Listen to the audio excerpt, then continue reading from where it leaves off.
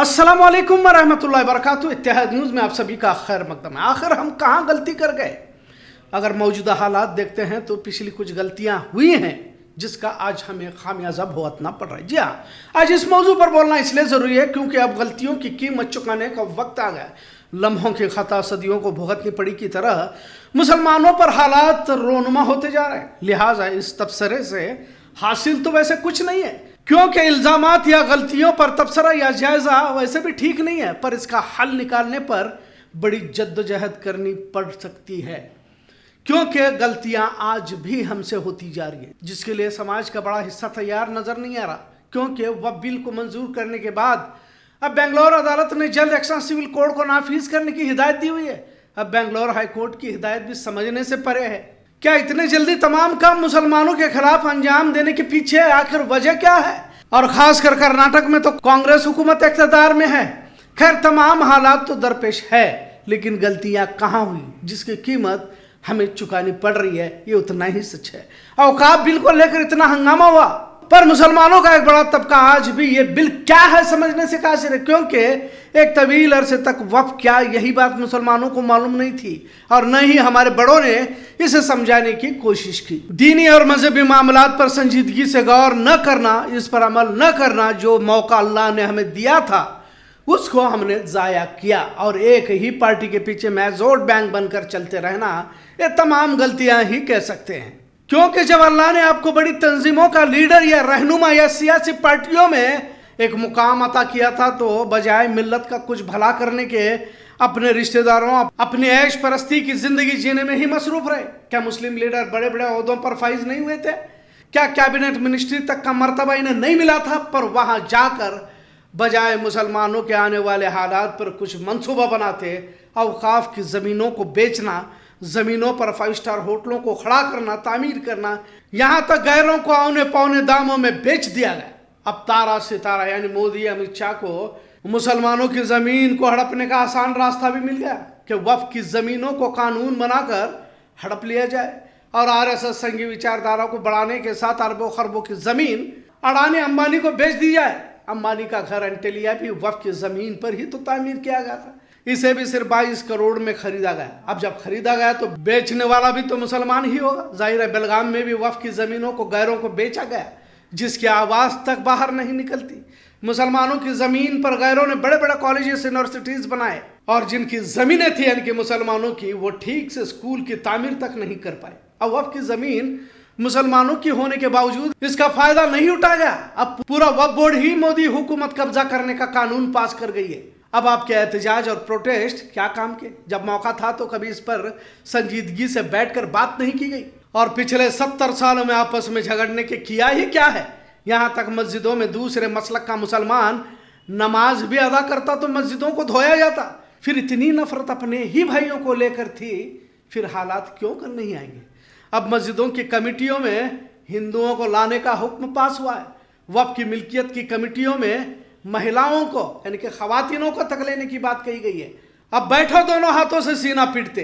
कुछ मौलवियों ने अपने मुफाद की खातिर उम्मत को ही बांट कर रख दिया और अब एहतजाज की बात की जा रही है। पर क्या पिछले 70 सालों में आने वाले हालात के बारे में जहन बना दिया था कि हमारी इबादत गाहें, खानखाएं, मदारिस कोई भी महफूज नहीं रहेगा?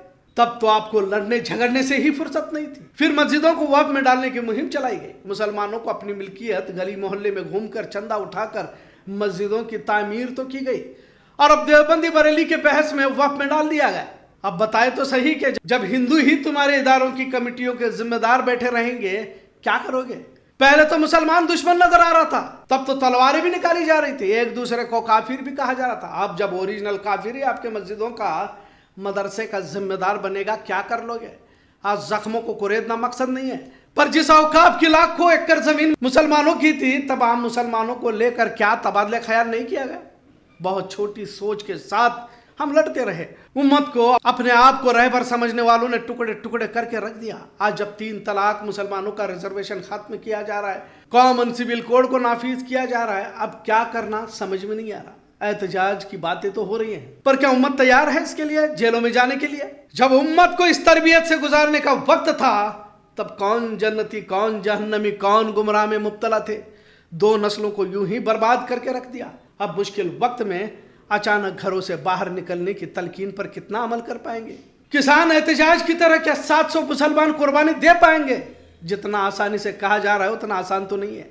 मुसलमानों को चाहिए कि गैर जिम्मेदाराना बयान देकर दुश्मनों को फिर किसी तरह का मौका देने की बजाय 15 साल का प्रोग्राम बनाए और धीरे धीरे जहनसाजी के जरिए उम्मत के जो नौनिहाल नस्ल है, छोटे बच्चे हैं, उन्हें मौकूफ की तरफ बढ़ाए। और अब यह जंग सिर्फ मुसलमानों की नहीं रही बल्कि दिगर अक़लियती तबकात को भी जोड़ने की जरूरत है। कोशिश करें जो लोग हिंदुत्व के विरोध में हैं उन्हें अपने साथ जोड़े, अलग अलग महाज पर लोगों को जोड़कर एक मकसद के तहत आगे बढ़े।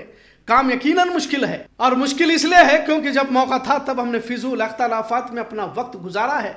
कुछ लोगों ने दीन के आड़ में अपनी दुकानों को चलाया। असल इस्लाम को समझाने में भी कई दीनी रहनुमाओं की कमी रही। अब वक्त में शिया बोर्ड सुन्नी बोर्ड था, अब इसमें दाऊदी बोहरा और आगा खानी को भी जोड़ दिया गया, मतलब जिनका इस्लाम से कुछ लेना देना नहीं। और यही वो लोग हैं जो मुसलमानों के खिलाफ जितने भी कानून बनते हैं उनकी हिमायत में वो मोदी को जाकर मिलते हैं और उनकी गुलपोशी भी करते हैं। मुसलमानों को दरअसल डरने की जरूरत नहीं है, पर जब जहन ही गुलाम बन गया हो तो गुलामी में जलील होने का एहसास भी नहीं रहता। जाहिर है हुकूमतें मजहबी इदारे इबादत गाहों पर कंट्रोल करना शुरू करेंगे तो देशभक्ति के पाठ भी मिंबर से पढ़ाने की कोशिश करेंगे, जबकि इसकी कोई जरूरत नहीं, क्योंकि आज भी मुसलमानों से बढ़कर देशभक्त भारत में कोई भी नहीं है और इसका सर्टिफिकेट देने की कोई जरूरत नहीं है। कुछ जगहों पर मैंने देखा कि गैर जरूरी तौर पर नारे गीत पढ़ा जा रहा है, मतलब एक तरह का डर मुसलमानों के दिलों में है। कहने को अल्लाह का डर होना चाहिए कि बयानात मिंबर से किए जाते हैं, लेकिन हकीकत में फिरका परस्तों का, भाजपाइयों का और इन संगियों का डर देखने को मिलता है। और यह डर इसलिए लाजिम है क्योंकि हकीकी हालात से कभी मुसलमानों को वाकिफ ही नहीं किया गया। अक्सर कहा जाता है कि गलतियां तो बताई जाती है पर जख्मों का मरहम नहीं बताया जाता, लिहाजा जख्मों का मरहम कुर्बानी है जिसके लिए उम्मत को तैयार नहीं किया गया। और दूसरा है इत्तेहाद। हालात का इल्म जरूरी है। रस्म रिवाज और फिजूल बहस मसलक जमात से बाहर आकर अपने अतराफ में चल रहे हालात का जायजा ले। उम्मत का मरकजी इदारा हर शहर में रहना जरूरी है।